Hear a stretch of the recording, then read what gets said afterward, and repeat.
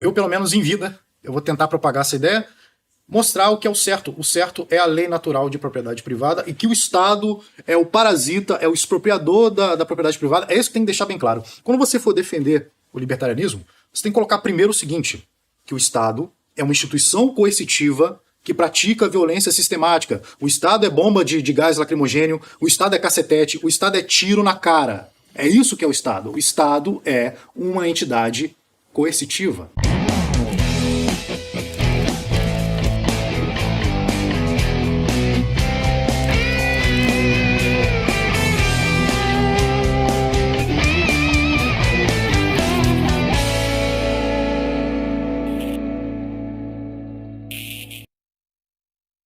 Para o nosso primeiro caso aqui, nossa primeira experiência, eu trouxe meu grande amigo Anderson para a gente fazer um bate-papo legal aqui. Anderson, se apresenta aí, fala quem é você, o que você faz da vida, enfim. Bem, acho que a maioria aí me conhece. Eu vejo lá que tem muitos seguidores seus lá no meu canal. Acho que a maior parte da audiência do meu canal é a sua audiência também. Bom, eu sou o Anderson, tenho um canal com o mesmo nome, Anderson.a de Almeida. E aquele canal é para eu me expressar. Lá eu me expresso minhas ideias, a meu modo, a minha maneira. E é basicamente isso. Ultimamente eu tenho falado da fraudemia, mas eu costumo falar lá de um monte de coisa, hein? Vai desde economia a Deep Web, que inclusive foi o vídeo de introdução do meu curso. Já vou fazer o jabá aqui do meu curso. Mete boca no jabá. E é isso, meu canal é para isso. Me expressar a minha maneira e propagar ideias. E com viés libertário. Claro. Ah, excelente, excelente. Isso é importante. Mas me diz, você se considera um libertário? Você se considera um minarquista? Qual que é a sua visão política? Então, contar uma história.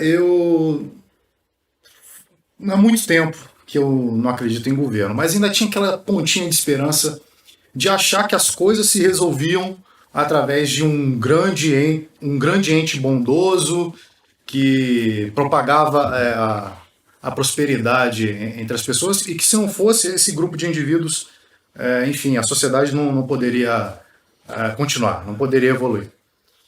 E eu fiquei incomodado ali em 2014 com os vídeos do Daniel Fraga falando sobre o governo Dilma. As palavras dele me impactou pra caramba. Mas assim, eu ainda fiquei com o pé atrás, a ideia pra mim soava radical. Eu falo, não, cara, ainda tem que ter um governo central aqui para organizar essa coisa. E depois de quase 5 anos é que caiu a ficha. E então eu vejo que o libertarianismo é algo natural. Não é algo criado por uma ideologia.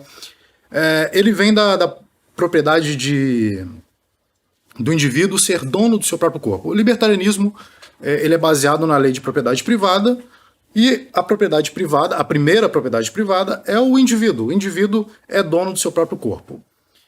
E quando eu descobri isso, eu falei, cara, mas que coisa tão básica, e ninguém consegue entender. Se eu perguntar para uma pessoa sensata, normal, perguntar para ela, se alguém te proibir de usar seu próprio corpo, proibir você de falar, de se expressar, se alguém invadir, violar o seu corpo, você acha isso certo? Você acha que esse é um direito?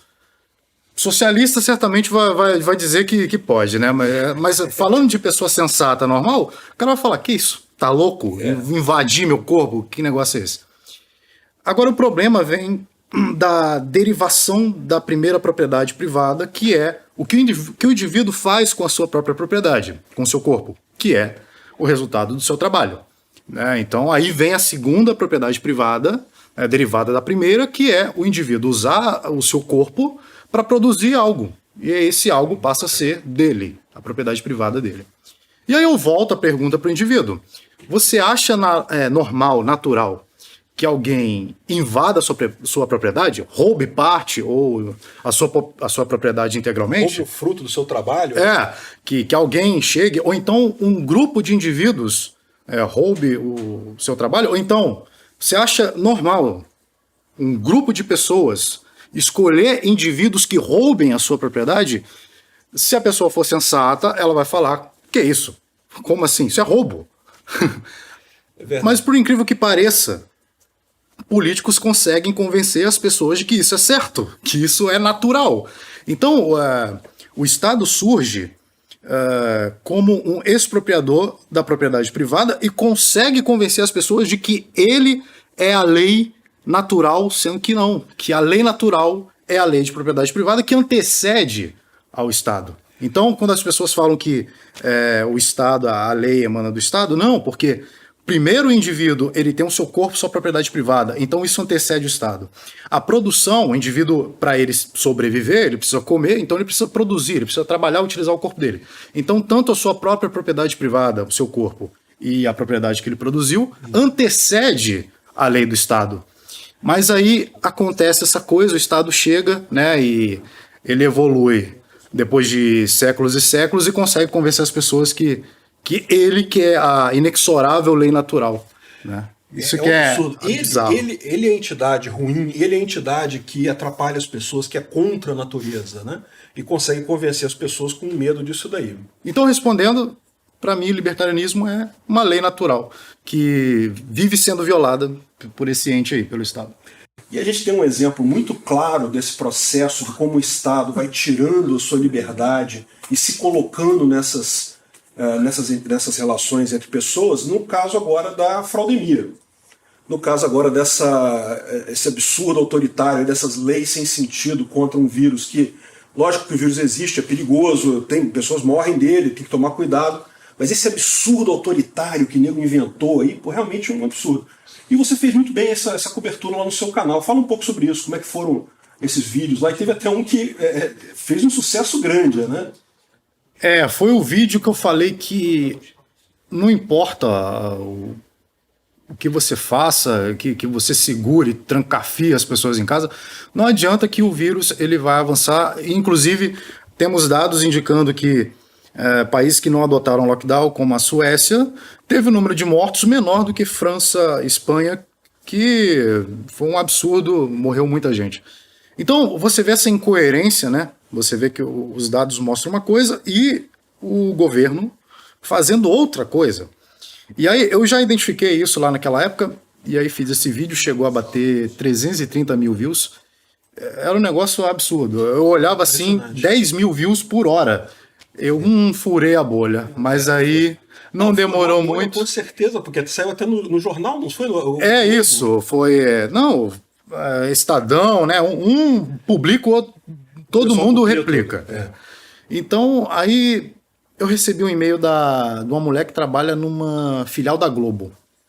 Recebi um e-mail, ela queria conversar comigo, e é claro que eu recusei, porque senão ia me chamar de antivax, extremista, ultra liberal. Entrevista com o jornal, não importa o que você faz, eles vão distorcer e vão colocar...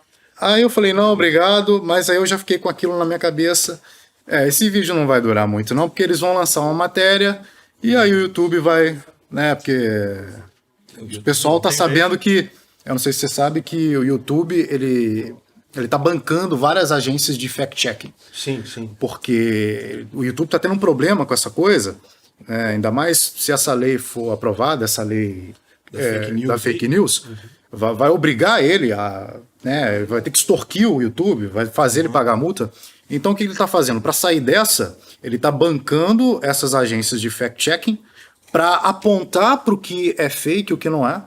E será melhor ainda se institucionalizarem essas agências de fact-check. Que elas vão poder ter respaldo do Estado, vai virar lei, e a YouTube e essas redes sociais não vão precisar se preocupar. Não vão precisar se preocupar em... Então, o YouTube está começando a seguir essa linha das agências de fact-checking, e aí o que elas apontam é fake news, e ele vai lá e derruba. E você vê que esse vídeo foi uma coisa... Eu busquei uma referência, que foi o cara lá, o israelense, pesquisador lá, o matemático israelense. Foi um modelo matemático que eu coloquei no vídeo, que foi só um modelo matemático. E assim, meu vídeo foi derrubado por conta de um modelo matemático indicando algo lógico e que veio a se concretizar, que lockdown não é efetivo para segurar a propagação da doença, enquanto aquele estudo do Neil Ferguson, indicando milhões de mortos, foi... cagalhada completa. Esse foi o artigo... celebrado até... que o senhor Hatila lá né, produziu aquele vídeo, aquele espantalho todo, e aquilo não foi deletado. Você vai lá no YouTube e encontra aquilo lá. Então você vê que essa coisa tem um viés político ideológico absurdo. Pois é. É impressionante isso, porque os caras erraram tudo que eles previram. E, no entanto, o nego se recusa a dizer que é fake news. Não, eles inventam justificativa, inventam outra coisa. E os modelos que mostravam a coisa correta. Pô, o cara da Suécia, fez um negócio fantástico, que foi justamente dizer que, olha, se a gente não sabe como tratar esse caso, é melhor não fazer nada. Porque o governo, querendo fazer coisa só para resolver a situação, é muito pior. Mas aí depois tiraram esse seu vídeo e você teve alguma recompensa, teve alguma punição adicional? Como é que foi o caso? Não, então, foi o seguinte, o vídeo estava indo bem, e aí começou a ter muito dislike, e o YouTube ele faz uma varredura dos comentários também, e ele já começa a identificar, a partir dos comentários, se aquele conteúdo lá é considerado como fake news. E aí, quando o vídeo ultrapassou ali os 100 mil e tudo mais, aí é que eu recebi uma mensagem com a desmonetização do vídeo. E aí depois passou acho que uns 3 dias, aí o vídeo foi excluído. O YouTube excluiu, falou que não seguia as diretrizes da comunidade. E aí pronto, aí acabou. Aí agora se você quiser assisti-lo, tá lá no Library. E eu pretendo colocar também no BitChute. Eu não consegui ainda porque minha internet é horrível. Mas enfim, foi isso basicamente. E desde então meu canal acho que sofreu uma retaliação, porque teve uma queda absurda no número de views. Inscritos fica igual aquela... Como é que é o nome? Cardiograma de morto, né? Eletrocardiograma de morto. Eu ganho 10 inscritos, ganho 10, perco 10 e assim vai. O canal ficou estacionado depois disso. Os vídeos não são mais propagados. Mas eles dão alguma mensagem? Eles falam que está com ban, que está com alguma restrição? Não falam nada? Eles falam que não segue a diretriz do YouTube, pronto. Caramba. Aí fica lá, eles colocam uma mensagem dizendo que ele vai ser deletado em 7 dias e você tem um tempo de recorrer. Eu então fui lá, recorri, falei que não, mas não adianta. Uma vez que ele foi ticado lá, já era, foi pro espaço. Mas enfim, isso serviu para mostrar para as pessoas o viés ideológico do YouTube, que as redes sociais elas se tornaram um monopólio natural. E elas acabaram se aliando ao Estado para controlar, para ditar o que as pessoas dizem na internet. E me fala uma coisa, e no nível pessoal, a fraudemia, você pegou a doença, não pegou? Teve algum amigo, alguma pessoa? Como é que você viu esse troço assim no seu dia a dia? Se eu peguei, eu não sei. Pode ser que eu tenha pegado hoje, que eu vim de trem, metrô. Pode ser que daqui 15 dias, né, a gente vê se esse negócio é mortal mesmo. Aí. Mas eu não conheço ninguém que tenha pegado, cara. Não. Assim, eu também não costumo muito sair de casa, eu não gosto de sair muito de casa. Aqui no Rio de Janeiro, você sabe como é que é. É complicado, realmente. Mas assim, pelo que eu vejo, meus vizinhos e tal, tem um vizinho que pegou. Tá lá tranquilão, tá lá tomando a cervejinha dele, não sei se tem cloroquina lá na cerveja, mas tá tudo em paz, cara. Assim, você vê no dia a dia que isso... Não é uma coisa... Minha filha pegou também, teve febre 2 dias e pronto, passou uma gripe, igual uma gripe normal. Ela ficou assustada, porque isso que eu acho que é o errado, porque a televisão ela bota tanto terror nas pessoas que... Não. O pessoal fica assustado, né? Caramba, você pega aquele negócio, é uma gripe normal, mas você fica assustado. Metrô tinha todo mundo no metrô. Eu entrei, todo mundo ficou me olhando, cara. No metrô. Metrô aqui. Todo mundo de máscara. Eu vim sem máscara, eu consegui chegar sem máscara até o metrô. Aí chegou o metrô, o cara botou a máscara aí. Aí eu tinha que pegar a máscara, esse pedaço de pano aqui, ó. Você abrir aqui, ó. Passa quantos milhões de vírus nesse furo aqui, ó. Essa porcaria aqui, ó. Que eles chamam de ciência. Ciência, ó. Muita. Ciência pra caramba aqui nesse paninho aqui, ó. Segura muito vírus isso aqui, cara. Vírus de 25 mil nanômetros, só se for. Impressionante isso, realmente. E aí eu coloquei, quando eu atravessei ali a estação, tirei. Até hoje as pessoas estão, né, apáticas com esse negócio. Não seguem as suas vidas. É impressionante, é impressionante. Eu tenho a impressão de que o dano psicológico que isso vai causar nessas pessoas vai ser muito grande, cara. Não só econômico, né? Mas não só econômico, psicológico. As pessoas vão econômico ficar... é óbvio, né? O econômico não tem nem o que dizer, né? A gente estava comentando aqui antes de começar a entrevista, né, que o centro do Rio tá morto, tá acabado. Você vai lá no centro, pô, não tem mais nada lá, né? Muito vazio, coisa e tal. O impacto econômico certamente vai ser muito grande, mas o psicológico também é complicado. E me diz um negócio, eleições no Rio de Janeiro. Qual a sua opinião sobre a eleição no Rio? Tá triste, tá muito triste, tá quase suicidando? Antes disso, você acha que libertário vota? Você se interessa por política? Diz aí. Então, esse assunto aqui, se eu puder, eu gostaria de me estender. Faz mais de 15 anos que eu não voto. Então, conclusão lógica, eu não voto antes de me tornar libertário. Uhum. E assim, eu não acredito em voto, eu não acredito em a gente tomar as vias políticas para alcançar qualquer coisa, porque, como eu disse, né, o Estado ele é um depredador de capital. Uhum. Então, ele vive da depredação do que a gente produz, da nossa propriedade privada. Logo, ele tem todos os incentivos para não obedecer à lei natural. Então, o Estado não obedece à lei natural, ele obedece à sua própria lei natural, a lei da sua própria natureza. O interesse dele, né? Então, não há incentivo para ele manter a sua propriedade privada, a nossa propriedade privada, intacta, porque ele vive do parasitismo. Ele vive de parasitar a nossa propriedade privada. Então, primeiramente, a primeira coisa é que não há incentivo, né? E a segunda é que meu voto não vai mudar nada. Por exemplo, quantos governadores aqui do Rio de Janeiro foram presos? Pô, menos do que merece. Pô, desde 88, todos foram presos. E se eu tivesse votado, tinha mudado alguma coisa? Não tinha mudado alguma coisa. Agora, com exceção de voto defensivo, isso aí eu sou a favor de voto defensivo. Apesar de eu não votar, eu não vou perder meu tempo indo lá com burocracia. Meu título nem daqui, para você ter uma ideia, meu título é lá de Minas Gerais.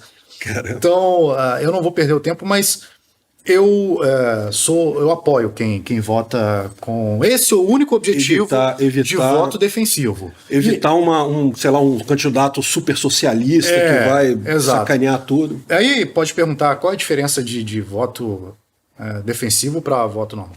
Voto defensivo é você votar sabendo que aquilo ali não necessariamente vai ter algum efeito prático, mas apenas para você tentar, a sua tábua de salvação caso entre lá um cara socialista, é para você tentar resolver isso agora no curto prazo, para você tentar ajudar a escolher um cara que não vá te esmagar. Aí vai vir os caras que eu gosto de chamar de testemunhas de hot bar, os puristas, né? Uhum. Eu chamo de testemunha de hot bar ou testemunhas de Hoffman. Quando eu falo isso, né, que eu apoio o voto defensivo, aí os caras vão vir com a Bíblia lá, o Manifesto Libertário. Não, mas que o Hoffman disse aqui no Manifesto Libertário que isso, ou então Hoppe disse no Democracia que não pode. Meu irmão, tem um ditador comunista stalinista chamado Celso Russomano que está prestes a ganhar esse negócio, que está prestes a ter uma canetada na mão e me ferrar.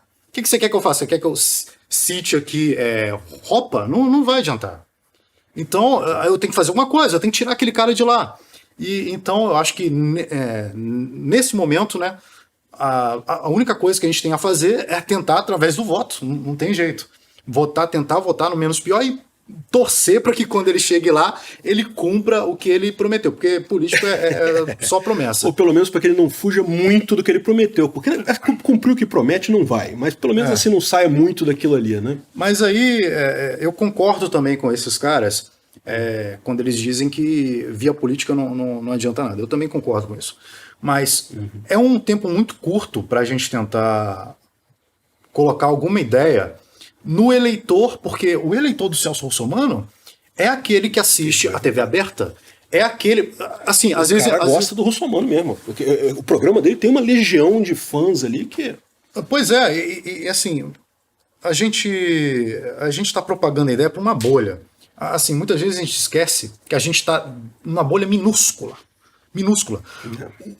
A maioria o grosso da população assiste TV. O cara só tem WhatsApp porque mesmo assim vem de graça no plano da operadora. Então o cara tá todo dia vendo o Globo, Record, Datena, Band. Então os caras se informam através dessa mídia, e essa mídia, ela não propaga essa ideia. A mídia está sempre dizendo que o governo que deve regular Resolve, tudo. né? O cara aprende economia com a mídia, a TV aberta. Puta merda.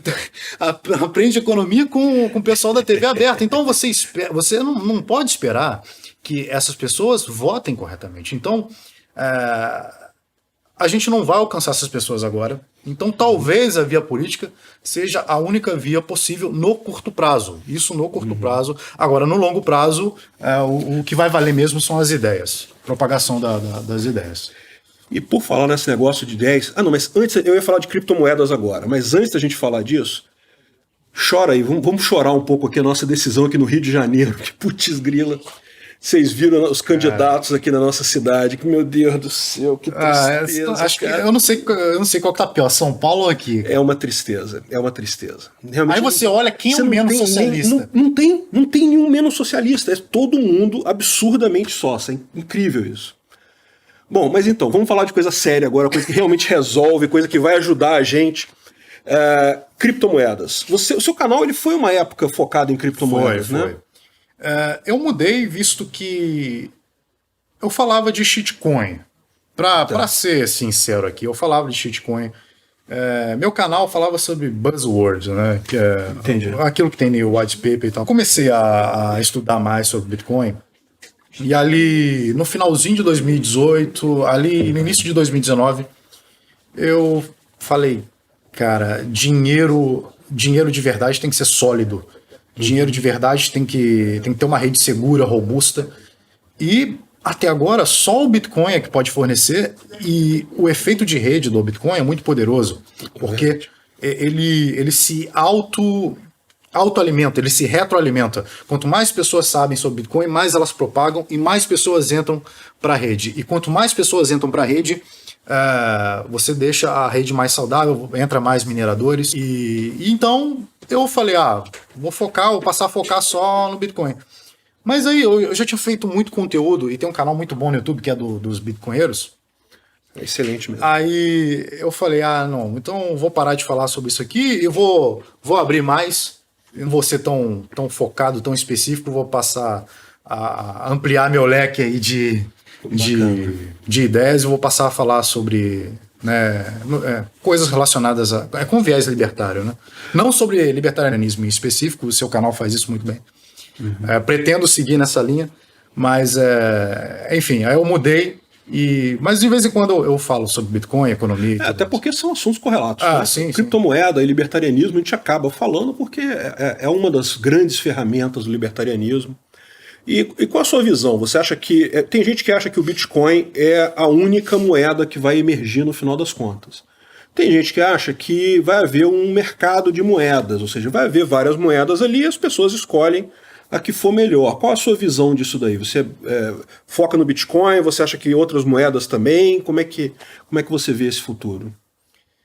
O bom de ser código aberto, né, o Bitcoin, é que todo mundo tem a liberdade de inovar e criar a sua própria ideia, né? Criar a sua própria moeda.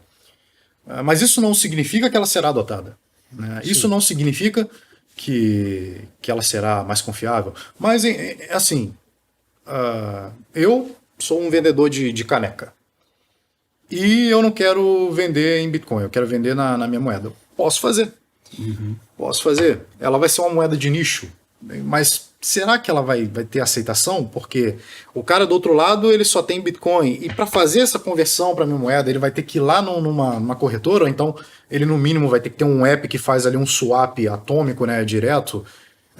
E aí se tiver tecnologia para isso, talvez eu consiga quebrar um pouco essa dificuldade de conversão e aí ele já pague direto no app de carteira dele na minha própria moeda.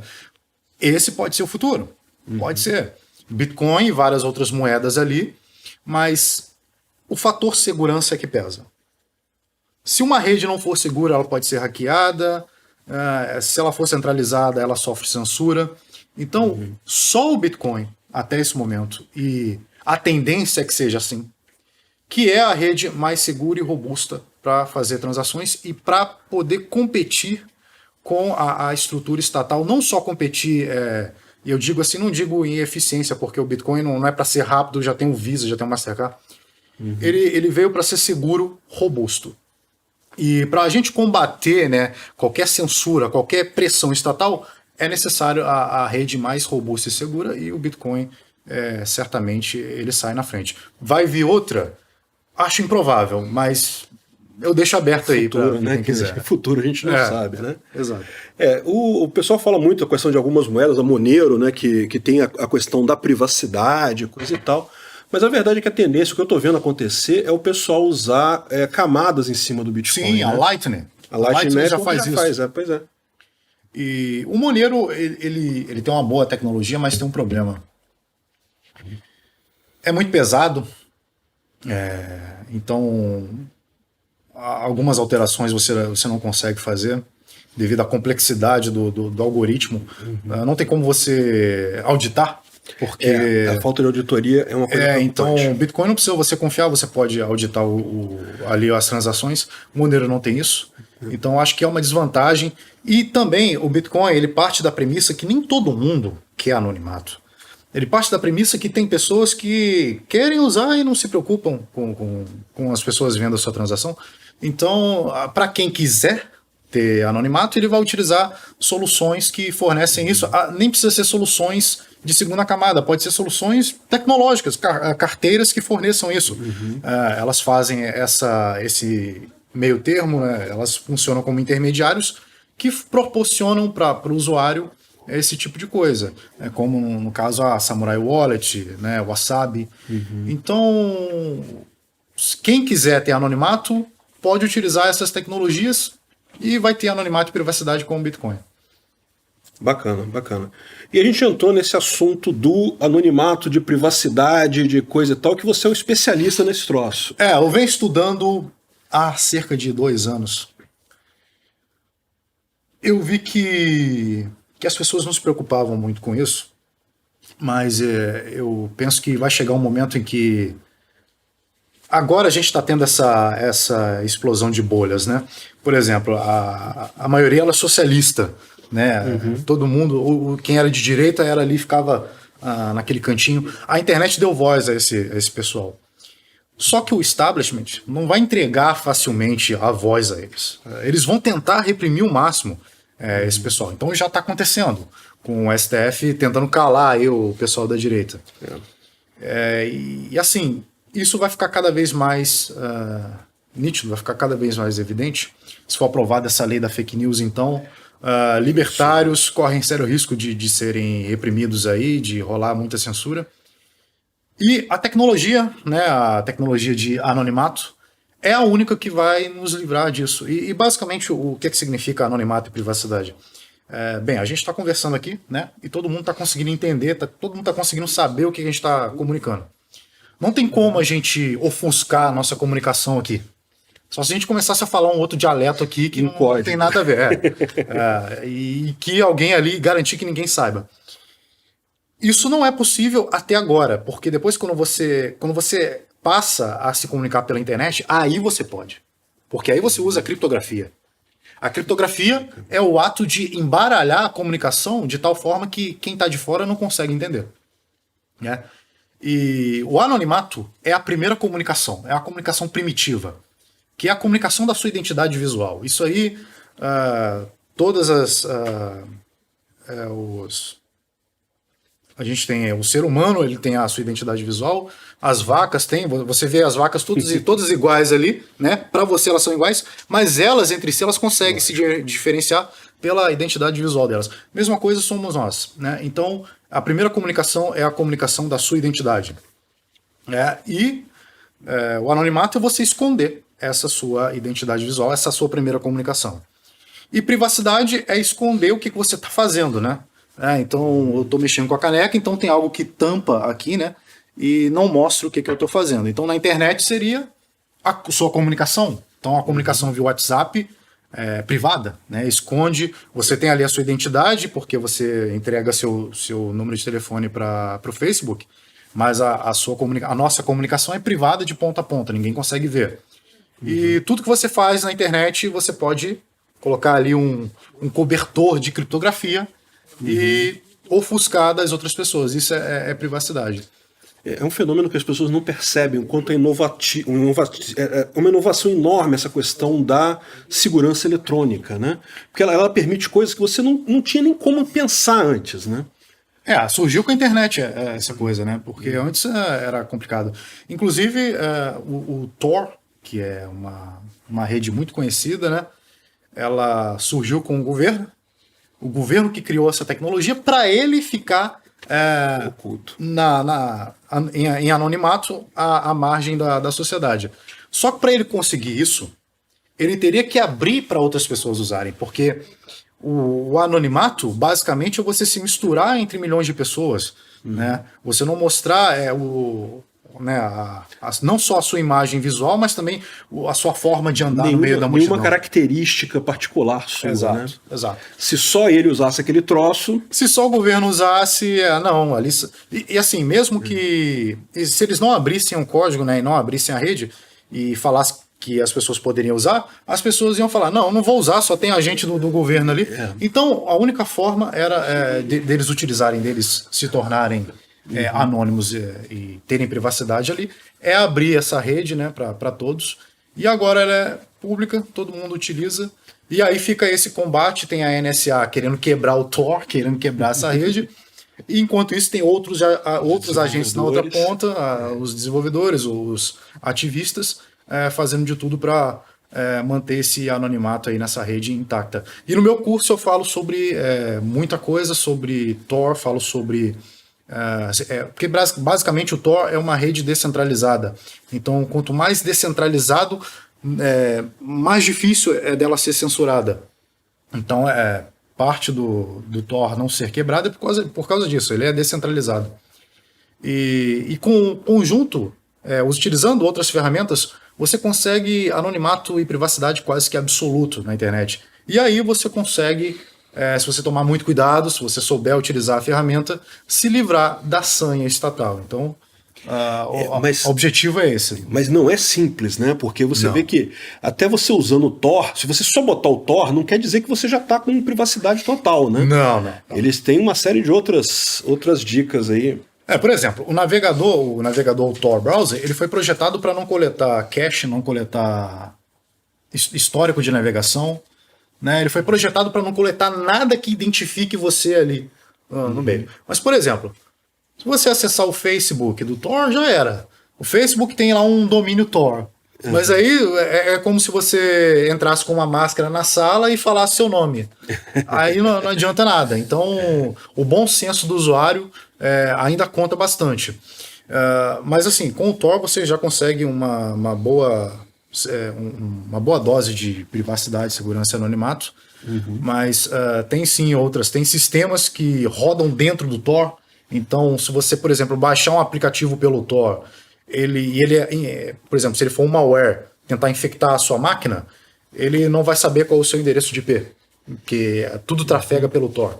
Então, tem outras ferramentas que você usa em conjunto com o Tor e praticamente você fica ali blindado, né, contra esses malfeitores aí. Bacana. Esse negócio de usar Facebook, quebrar a privacidade, é realmente um negócio impressionante. Como é que as pessoas não têm a noção do quão complexo, o quanto o Facebook rouba de privacidade sua. Exato. Né? O Facebook ele fez isso, na verdade, para burlar o firewall da China, porque na China é proibido o Facebook. Então, basta o pessoal colocar lá uma ponte, né, utilizar o Tor como uma ponte, que aí é um servidor que ele não fica público na rede Tor, é como se fosse um computador normal, né, na rede, e aí eles conseguem se conectar ao Facebook, né, mesmo com o firewall lá da China. Quem usa também muito é o próprio Bitcoin, né? Você tem algumas ferramentas e coisa e tal que usam a rede Tor para ganhar esse anonimato, ou pelo menos se proteger um mínimo disso daí, porque... Não tem como 100% se você não tiver uma máquina preparada para isso, né? Tem 4 níveis, na verdade. Você tem o nível de navegador, você se protege a nível de navegador. Você se protege a nível de de sistema. Então, ao invés de você usar o Tor no seu computador, você usa uma máquina virtual. E você tem a máquina virtual que roda dentro do Tor.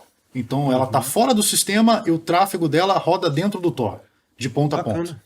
E tem a quarta, que é o sistema todo trafegando por dentro do Tor, que é uma ferramenta chamada Tails, é um sistema operacional amnésico, que quando você desconecta ele roda dentro da memória RAM. A memória RAM ela não grava dados depois de desligada. Né? Ela grava ali enquanto ela está sendo alimentada com energia, cortou energia, não grava mais nada. E aí ele roda o sistema todo ali dentro. Então quando você desliga o computador, apaga tudo, não tem mais nenhum rastro. Então você tem esses 4 níveis. E aí depende do seu modelo de ameaça, de quem que você está querendo esconder os seus dados, né? Então você já sabe o que cada um significa, né? Anonimato e privacidade, o que você tem que esconder e de quem você tem que esconder.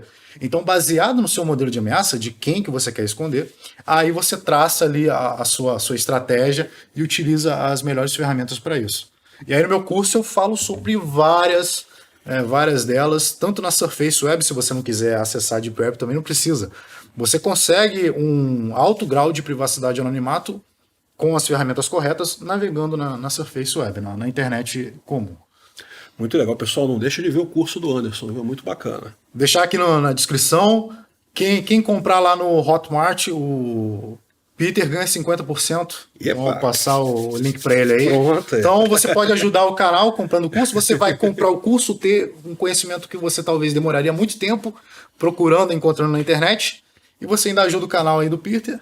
Se você quiser também comprar em anonimato em Bitcoin, você manda um e-mail para mim e eu mando para você o link do curso e você me paga em Bitcoin, não precisa entregar seus dados para o Hotmart, até porque não vai fazer sentido, né? Mas assim, eu fiz de tudo para o Hotmart não rastrear as pessoas. Eu desabilitei um monte de coisa lá, mas enfim. Se vocês... Não acredito que tenha como desabilitar muita coisa. O Hotmart é bem padrãozão lá, então não tem jeito. E, cara, esse tipo de coisa é uma coisa que está ajudando ao fim do Estado, né? Aquela ideia do fim do Estado pela tecnologia. Como é que você vê isso? Ou seja, nós libertários, a gente já falou aqui que a via política não tem jeito. A gente não vai derrubar o Estado pela via política, por mais que a gente eleja 500 mil vereador ANCAP, não adianta. O incentivo é todo errado, né? O cara vai chegar lá, meu amigo, a cabeça dele muda. Não é o Witzel. Todo mundo achou que o Witzel ia ser o menos pior. O que o cara fez? O cara era um juiz, era um cara todo certinho. Bom, pelo menos a gente pensa, né? Não sabe também como é que era a vida do cara antes, mas chegou lá, meu amigo, primeira coisa que ele fez, entrou no esquemão do um app de R$1 milhão, um app de Covid, porra. Vocês viram, cara, impressionante. Então, eu acredito que, eu não sei se o Estado vai acabar, se o libertarianismo ele vai surgir. Eu só acredito que é o certo. Então eu luto pelo que é o certo, independente de isso vier à tona ou não.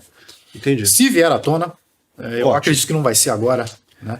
Mas eu, pelo menos em vida, eu vou tentar propagar essa ideia, mostrar o que é o certo. O certo é a lei natural de propriedade privada e que o Estado é o parasita, é o expropriador da propriedade privada. É isso que tem que deixar bem claro. Quando você for defender o libertarianismo, você tem que colocar primeiro o seguinte, que o Estado é uma instituição coercitiva que pratica violência sistemática. O Estado é bomba de gás lacrimogênio, o Estado é cacetete, o Estado é tiro na cara. É isso que é o Estado. O Estado é uma entidade coercitiva. Então, dito isso, aí você parte para as outras coisas. E eu sei que é complicado. O cara que está lá assistindo como é que é o programa do Celso Russomano? Sei lá. Eu não sei como é que eu... Pois é, o cara está assistindo aquilo lá e ele acha que realmente a caneta estatal vai resolver aquilo. Que o comerciante maldoso está sacaneando. Ele não teve educação econômica na escola. O MEC propositalmente não concedeu às pessoas, o MEC, o Estado vai dar não vai dar essa moleza. Eu acho que não vai. Ao contrário, né? Vai claro. doutrinar para o outro lado. Exato. Então, a gente tem que ver esse lado também. As pessoas foram doutrinadas pelo Estado. Não vai ser de um ano para o outro. Não vai demorar décadas e décadas para a gente conseguir propagar, para fazer com que essa ideia chegue a essas pessoas. Porque o Estado, ele se vale disso. Ele se vale da doutrinação das pessoas. E não é à toa que ele mantém o monopólio da educação, né? Não é à toa que ele mantém quase que um monopólio. Então, a gente pode dizer que os meios de comunicação, né, agora a internet está quase virando, né? Tá quase nas mãos do Estado, está faltando um pouquinho, mas você vê que os meios de comunicação, todos nas mãos do Estado. Exatamente por conta disso, porque ele quer que as pessoas acreditem que ele é a lei natural e não a lei de propriedade privada. Porque uma vez que ele expropria a propriedade privada das pessoas, ele consegue viver. Corta um mês de imposto do Estado, ele não vai sobreviver. Quando as pessoas falam que, mas eu estou pagando imposto para ter acesso à saúde, à educação e tudo mais, mas isso não é um serviço. O Estado não está fornecendo um serviço. Porque se ele fornecesse um serviço, se ele utilizasse a lei de propriedade privada, de utilizar a sua força de trabalho e produzir, ele não precisaria coletar imposto. O Estado não coletaria imposto. Então, se ele coleta imposto, ele não produz nada. Ele não produz nada. E se ele nada produz, ele sobrevive da expropriação da propriedade privada alheia. Então, é isso que tem que ficar claro, né? E aí, a gente propagando essa ideia, né? E juntamente com a tecnologia, que ela propicia isso, independente da pessoa saber, ter consciência disso ou não, né? Então o cara, ele vê o Bitcoin, sabe que o Bitcoin, ele tá nas mãos dele, ele controla, que o governo não pode confiscar. Tá ótimo, só basta ele saber disso. Pronto, ele já tem ali uma ferramenta contra o Estado para proteger a sua propriedade privada. Então eu acredito que não só a tecnologia, mas a gente conseguir propagar as ideias para tirar as pessoas dessa doutrinação, é que aí a gente vai conseguir reduzir o poder do Estado e talvez caminhar aí a passos largos para o libertarianismo, uma sociedade de leis privadas, o anarcocapitalismo. É isso daí, muito bom. Essa é uma ideia bacana. Eu entendo isso, assim, você vê o libertarianismo como um objetivo. Sim. Não importa se a gente vai chegar ou não vai chegar lá. Assim, a gente tá eu sou meio revolucionário. Sentido. Eu sou meio revolucionário. Eu gosto de propagar ideia. Eu acredito que o meio mais eficiente do Estado conseguir se manter é através da propaganda política, através da doutrinação nas escolas. Então, durante séculos ele fez isso, e isso é que está mantendo o Estado em pé. A partir do momento que as pessoas não aceitarem a expropriação, ou seja, a partir do momento que elas deixarem de ser doutrinadas, né, e mais ainda, começar a utilizar as tecnologias que propiciam isso, que evitam do Estado conseguir expropriar elas, aí, meu amigo, vai ser difícil para o Estado. Ele vem se adaptando, mas eu acho que a gente tem que aproveitar a internet, aproveitar que a gente tem essa ferramenta que é a internet, e não dar tempo ao Estado para ele conseguir evoluir, porque o Estado vem evoluindo pelos séculos, ele vai se adaptando, né, e ele vai pegando o que o mercado produz para si mesmo e utiliza de forma completamente distorcida, como o Pix, por exemplo. Né, a pessoa vê o dinheirinho na carteira lá, né, mas não sabe que está sendo vigiado de ponta a ponta. Então o Estado vai utilizar, ele vai se apropriar da capacidade empreendedorial, da população, né? Ele vai se aproveitar de tudo que a sociedade cria em seu favor. Pô, já que você falou do Pix, você acha que vai pegar esse troço do Pix? Ou você acha que não? Eu acho que vai, cara. Porque uma vez que a pessoa... Né? Porque todo mundo que está acostumado... Muita gente tem conta no banco. Então, é só o Banco Central falar, vai ser obrigatório o Pix agora em todas as contas bancárias. Já era. Todo mundo está automaticamente utilizando o Pix sem saber. Ainda mais porque a pessoa vai receber ali instantaneamente. Que bacana. E aí eu falo que a facilidade gera comodidade. Quanto mais facilidade é criada, mais as pessoas ficam acomodadas. E a comodidade é um perigo. Porque a liberdade precisa de vigilância. É verdade. Quando eu falo que anonimato e privacidade é importante, pode não ser importante para muita gente agora. Mas uma hora vai ser. E quando você correr atrás disso, talvez você vai ter dificuldade. Então, vigiar. A gente tem que vigiar muito, porque perder a nossa liberdade está logo ali. Uma prova real aí é essa fraudemia que tirou muito da nossa liberdade. Né? E algo impressionante, muito rápido. As pessoas entregaram sua liberdade aqui, de bandeja, muito rápido. Eu fico assustado com isso. Eu fico realmente assustado. Eu não imaginava que ia ser tão fácil eles fazerem isso. Enfim, cara, Inacreditável. os temas que a gente ia discutir eram esse daí. Eu agradecer você aqui pela Cara, eu que agradeço grande aí por estar no maior conversa, canal foi muito libertário legal. aqui. Muito obrigado, cara. Eu tô aqui no melhor canal, né, juntamente com o Visão lá, o melhor canal libertário do Brasil.